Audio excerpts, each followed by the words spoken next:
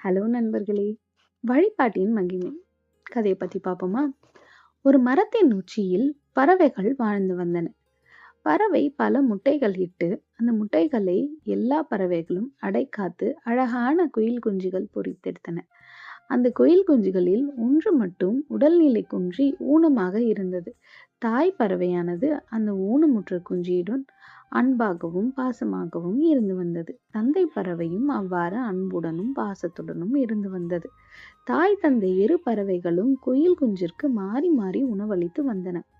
ஒரு நாள் அந்த காட்டில் பெரிய தீ உருவானது. அந்த தீ நெருப்பு வேகமாக எல்லா இடத்திற்கும் பரவியது. எல்லா பறவைகளும் மிருகங்களும் பயத்தினால் அந்த இடத்தை விட்டு வெளியேறின.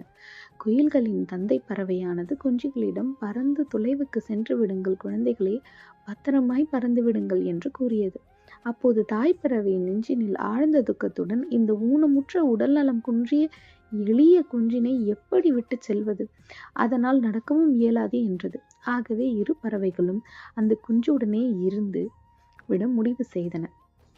அந்த பலவீனமான குயில் குஞ்சு மிகவும் அக்கறையோடும் ஆர்வத்தோடும் கடவுளை பிரார்த்தனை செய்ய துவங்கியது. ஓ ஆண்டவனே, இந்த காட்டு தீயை உடனே தணித்து எல்லா விலங்குகளையும் காப்பாற்றுவாயாக. என் தாய் தந்தையர் என் மீது காட்டும் பாசத்தை பாருங்கள். நீங்கள் இந்த உலகத்திற்கே தந்தையானவர். எனது தாய் தந்தையினரை போல பாசம் உங்களுக்கு இல்லையா என வேண்டியது.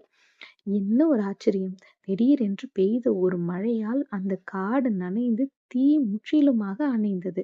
காட்டில் வசிக்கும் அனைத்து ஜீவராசிகளும் சந்தோஷப்பட்டன.